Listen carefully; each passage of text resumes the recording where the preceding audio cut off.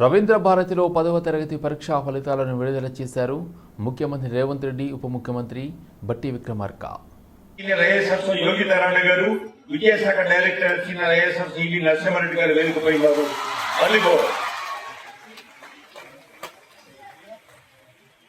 10వ తరగతి పరీక్ష ఫలితాలు ఈ తప్పట్లు తెలంగాణ మొత్తంలో ఉండే పిల్లలకి, మరి నాన్నలకి, కుటుంబాలన్నిటికీ ఏర్పడాలి.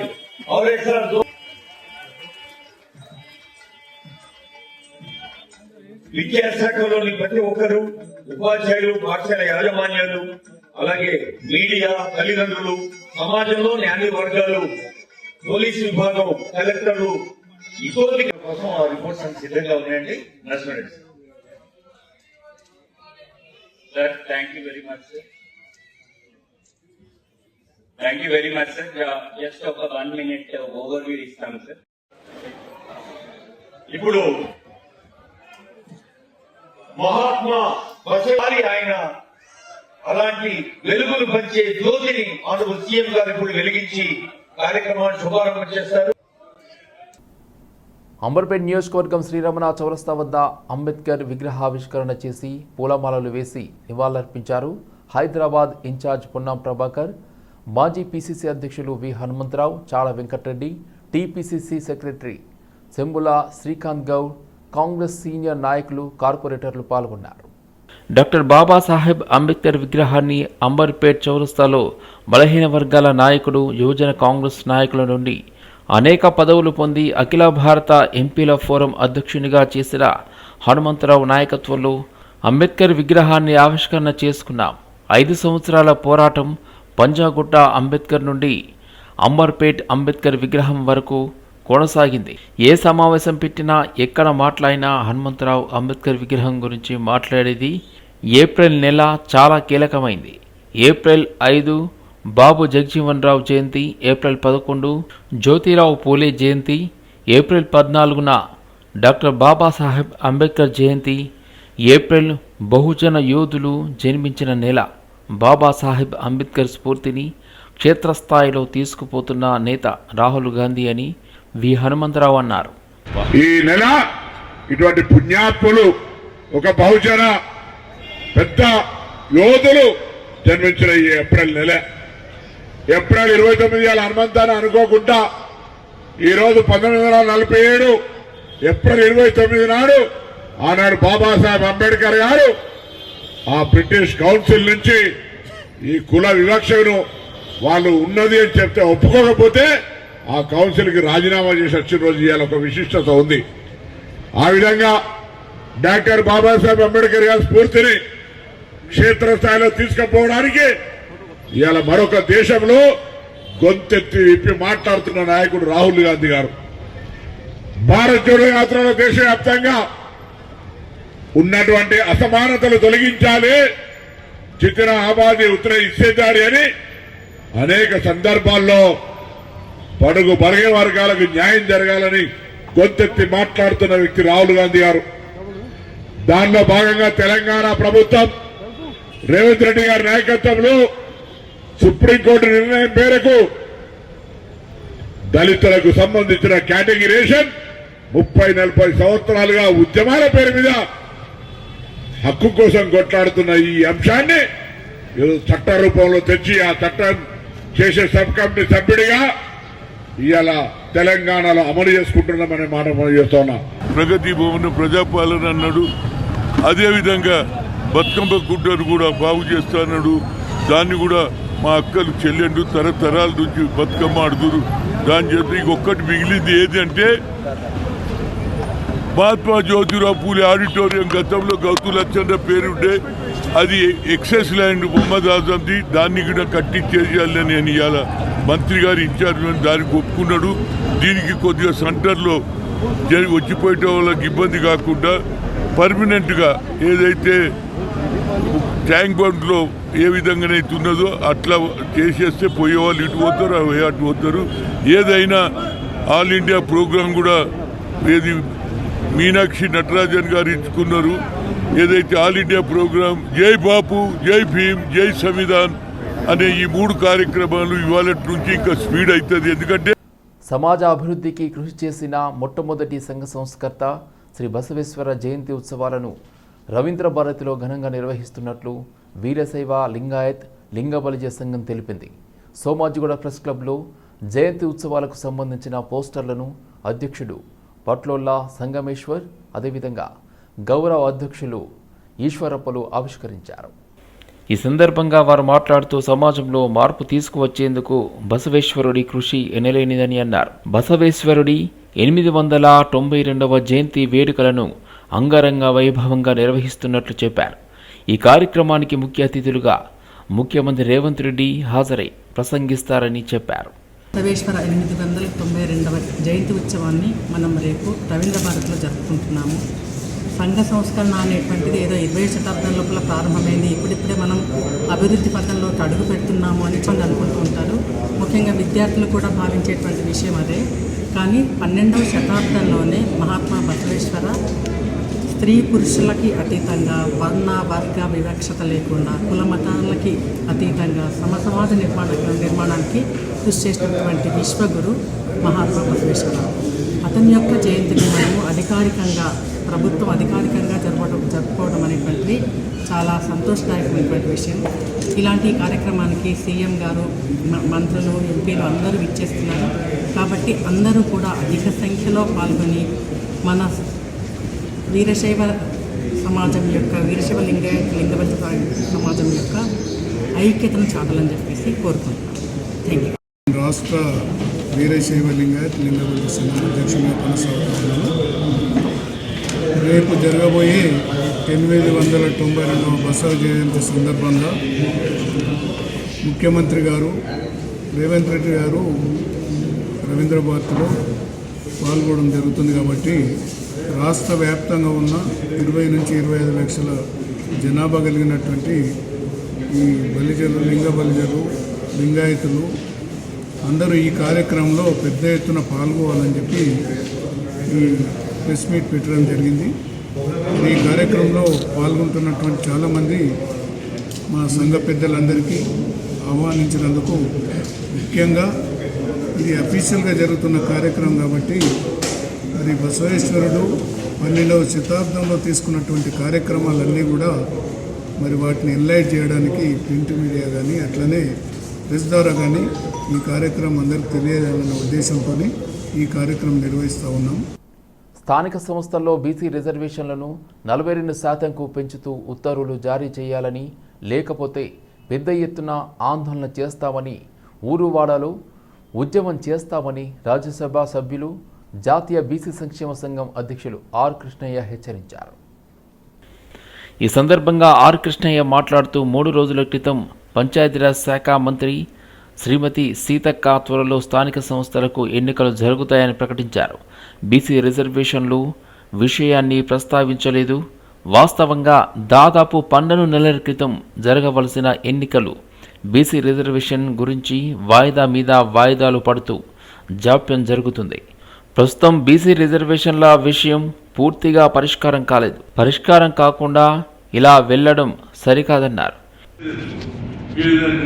బీబీసీ ప్రపంచ నివేదికలుగా తెలంగాణలో అందరూ ఆశ్చర్యపోయే విధంగా బీసీ వాదం ఉందని చెప్పి అంటున్నారు. అంతేకాదు పార్టీ గాంధీ కూడా బీసీ వాదం ఎత్తుకున్నాయి. ఒకవైపు రాహుల్ గాంధీ బీసీ వాదం అంటున్నాడు, ఒకవైపు బీసీను ముఖ్యమంత్రి చేస్తామని చెప్పి బీజేపీ ఎత్తుకుంది.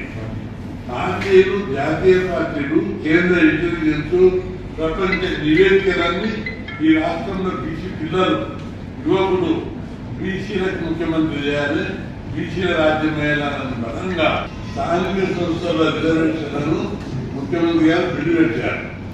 నా పేరు ఈ బిల్లు ఏం చేయాలి? గవర్నర్ గారి ఆమోదం పొందినాక జీవో తీసి ఎన్నికల నోటిఫికేషన్ చేయాలి. విద్యా ఉద్యోగాలతో పాటు విద్యా ఉద్యోగాల రిజర్వేషన్ల విషయంలో కేంద్రానికి పంపాలి. 9th షెడ్యూల్ పెట్టాలి. ఆ తర్వాత అఖిల పక్షాన్ని తీసుకుపోయి ప్రధానమంత్రి. ఇక్కడ రిజర్వేషన్ లేకుండా వెళ్తామని అనుకుంటున్నారా? లేదంటే మీకు నిజంగా ఏదైనా చిత్తశుద్ధి ఉండి బీసీలకు 42% రిజర్వేషన్ ఇస్తూనే వెళ్దాం అనుకుంటున్నారా? అసలు నిజంగా మీకంటూ ఏదైనా రూట్ మ్యాప్ ఉందా? ఏదైనా న్యాయ నిపుణులతో చర్చించే తీసుకుంటున్నారా, లేదంటే బీసీలను మోసం చేసే ప్రక్రియలో, మోసం చేద్దామన్న ఆలోచనలో, కుట్రలో భాగంగా మేమేదో తూతు మంత్రంగా అసెంబ్లీలో చేశాం, కేంద్ర ప్రభుత్వాన్ని పంపించాం, మాకు అయిపోయిందని చెప్పేసి? ఇది కాదు మేము బీసీలను కోరేది. మీరు స్పష్టంగా కులగణన జరిగిన తర్వాత జరిగిన బీసీ సంఘాల సమావేశంలో ముఖ్యమంత్రి గారు స్పష్టంగా ఒక ప్రకటన చేశారు. అసెంబ్లీలో బీసీ బిల్లు పాస్ అయిన తర్వాత మేము అఖిలపక్ష పార్టీలను, బీసీ సంఘాలను అందరినీ తీసుకొని ప్రధానమంత్రి గారిని కలిసి మన బిల్లును ఆమోదింపజేసుకుందామని చెప్పారు. మరి ఆ ప్రస్తావనే లేదు. మీరు గవర్నర్ గారు పంపించడం, గవర్నర్ గారు రాష్ట్రపతి పంపించడం జరిగింది.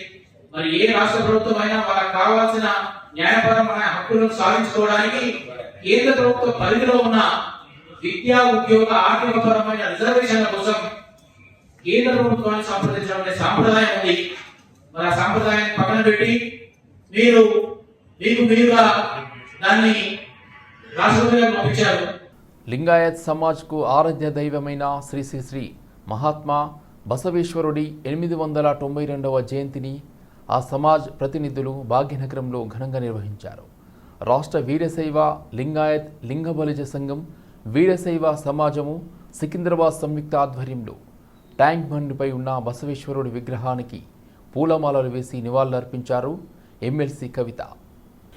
బసవేశ్వరుడు సమాజంలో కుల, వర్ణ, లింగ భేదాలు లేవని, అందరం సమానమేనని సుమారు గత 800 సంవత్సరాల క్రితమే చాటు చెప్పారని సంఘం నాయకులు పేర్కొన్నారు.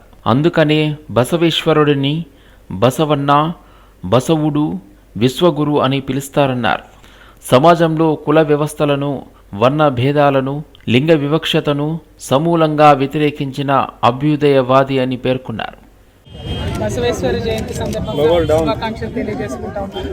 మనం ఇప్పుడు ఏదైతే సమాజం బాగుండాలి, సమాజంలో అందరినీ కూడా సమానంగా ట్రీట్ చేయాలి, కుల వివక్ష ఉండొద్దు, వర్గ వివక్ష ఉండొద్దు, లింగ వివక్ష ఉండొద్దు అని ఇప్పుడు మాట్లాడుతూ ఉన్నాము.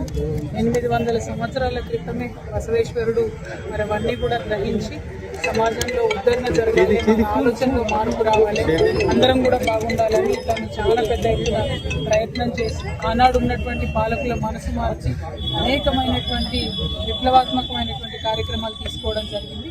మరి అటువంటి గొప్ప వ్యక్తి, మహనీయుడు తెలంగాణ వచ్చిన తర్వాత వారిని సగౌరవంగా మనం గౌరవించుకొని వారి జయంతిని అధికారికంగా చేయడం, వారి యొక్క విగ్రహాన్ని ట్యాంక్ బండ్ మీద పెట్టడం అనేటటువంటి అంశాలను టేకప్ చేయడం జరిగింది. ఇవన్నీ కూడా గౌరవనీయులు కేసీఆర్ గారి ఆలోచనతో జరిగినటువంటి అంశాలు.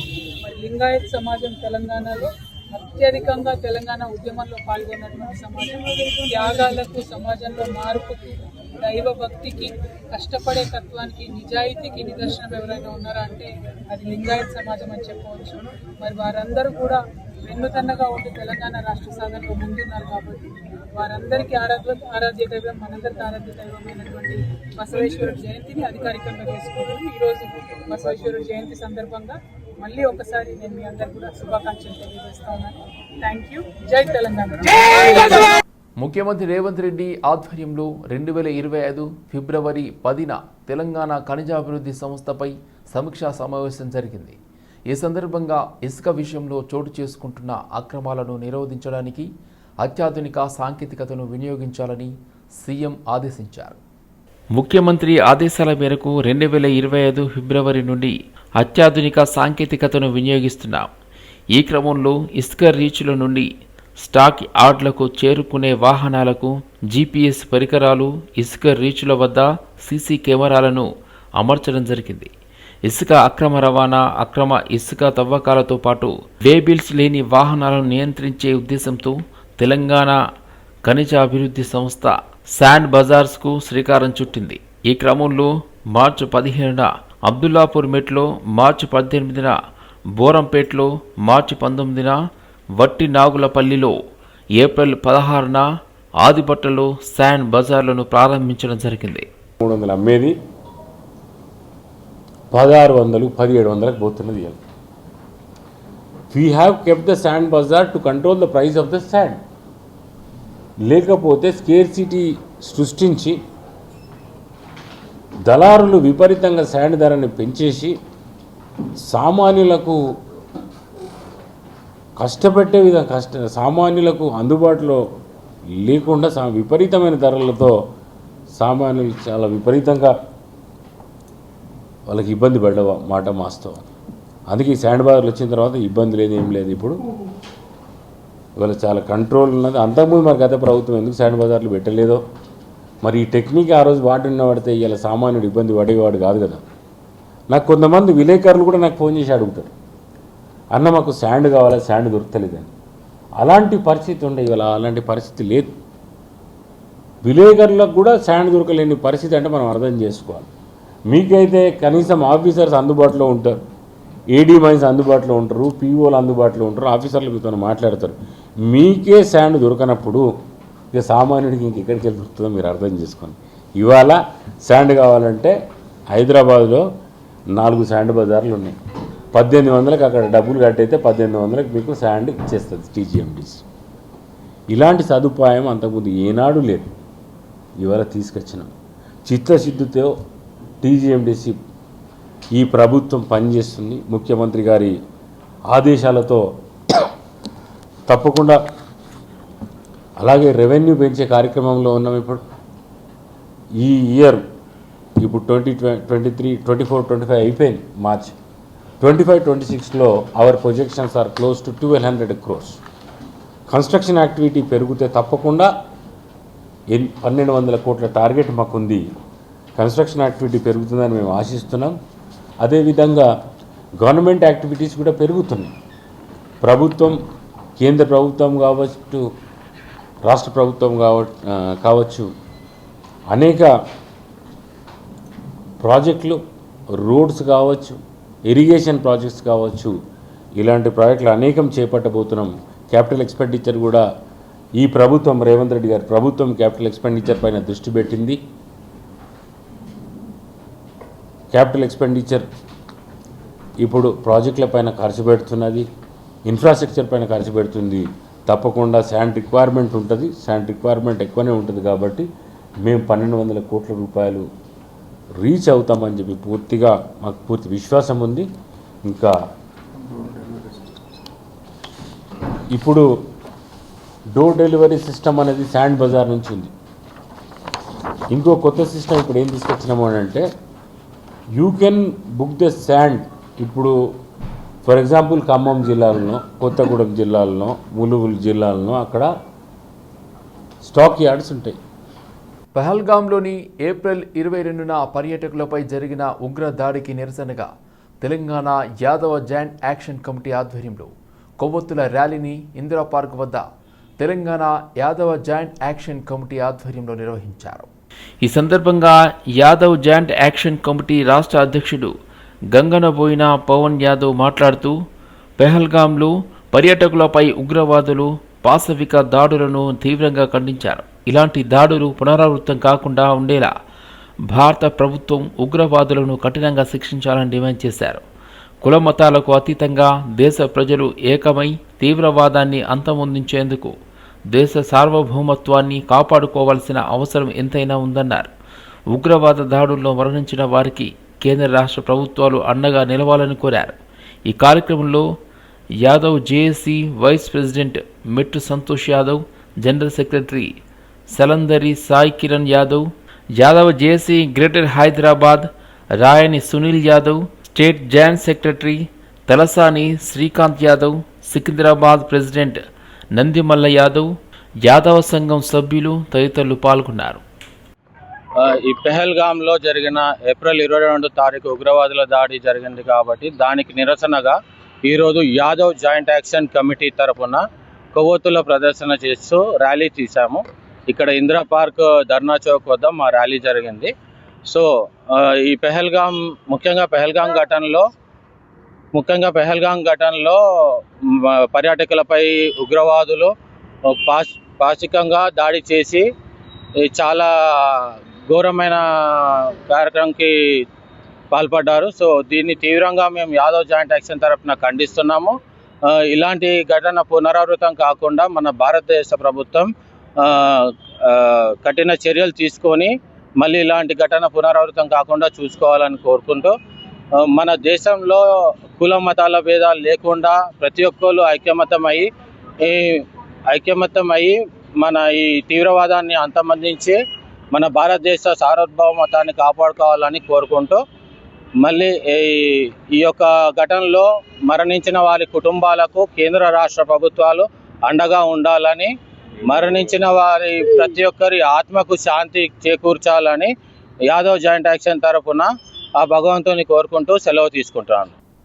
అబ్దుల్లాపూర్ మెట్ మండలం రావినారాయణ రెడ్డి కాలనీ ఫేజ్ 3లో ఇటీవల ప్రమాదానికి గురైన గుడిసెలను ఈరోజు ఇబ్రహీంపట్నం ఆర్డీఓ అనంతరెడ్డి, అబ్దుల్లాపూర్ మెట్ ఎంఆర్ఓ సుదర్శన్ రెడ్డి సందర్శించి బాధిత కుటుంబాలను పరామర్శించారు. అగ్ని ప్రమాదంలో తాము సర్వం కోల్పోయామని, తమ సర్టిఫికేట్స్ కాలిపోయాయని బాధితులు ఆర్డీఓ దృష్టికి తీసుకుని వెళ్లారు. అగ్ని ప్రమాదంలో 200 గుడిసెలు కాలిపోయాయని, అగ్ని ప్రమాద వివరాలను ప్రభుత్వం దృష్టికి తీసుకొని వెళ్లి బాధిత కుటుంబాలకు తగు న్యాయం చేస్తామని ఆర్డీఓ హామీ ఇచ్చారు. కార్యక్రమంలో సిపిఐ రాష్ట్ర కార్యవర్గ సభ్యులు రవీంద్రచారి, రాష్ట్ర కౌన్సిల్ సభ్యులు యాదిరెడ్డి తదితరులు పాల్గొన్నారు.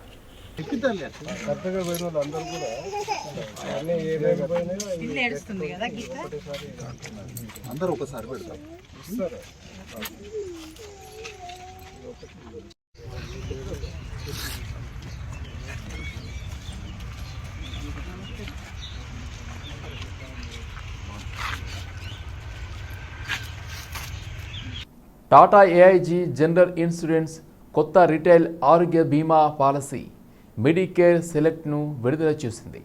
రిటైల్ హెల్త్ పోలియోతో పాటు బీమా వ్యాపారాన్ని మరింత పటిష్టం చేసుకునే లక్ష్యంతో ఈ పాలసీని తీసుకొచ్చినట్లు Tata AIG senior executive vice president Tilak Gupta తెలిపారు.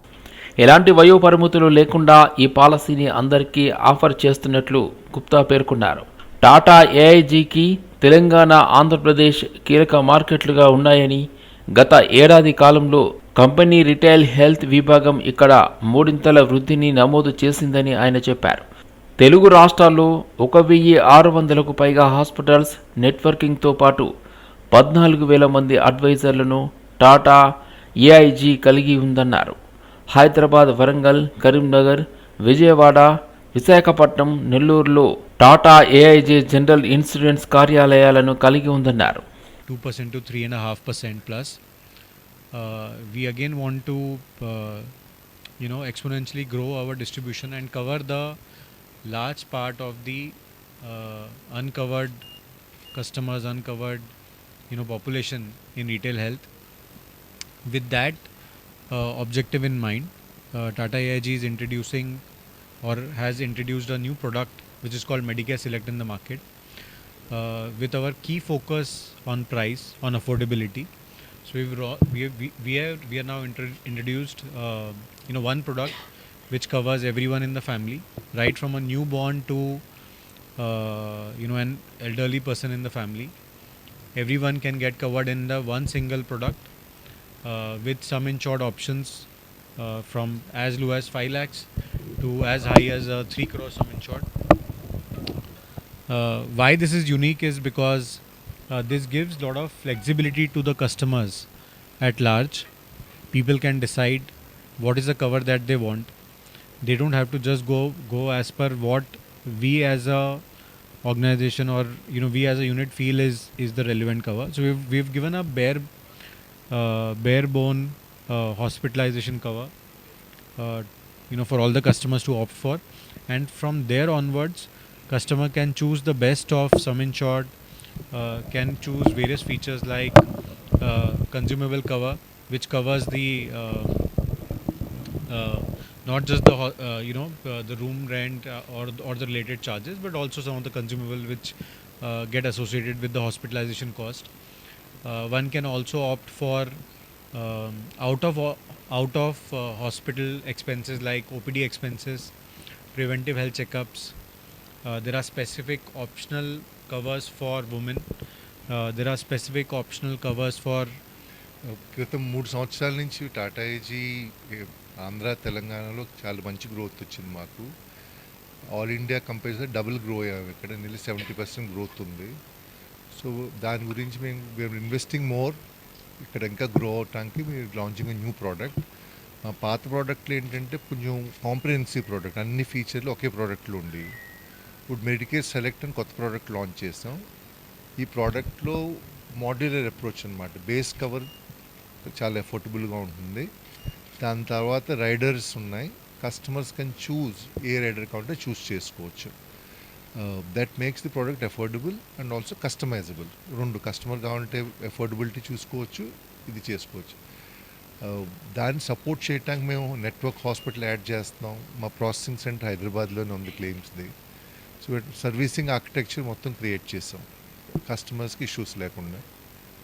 Finally coverage it self, cost of treatment చాలా పెరుగుతున్నది. అందుకు కవరేజ్ యాడిక్వేట్ కవరేజ్ ఇస్తున్నాం. దీంట్లో 5 లక్షలు మొదలవుతుంది. అన్ని రైడర్స్ అన్నీ కలిపి people can buy in to crores. దాని ఆప్షన్స్ ఇస్తున్నాం సో దాట్ పీపుల్ కెన్ కొత్త ట్రీట్మెంట్లో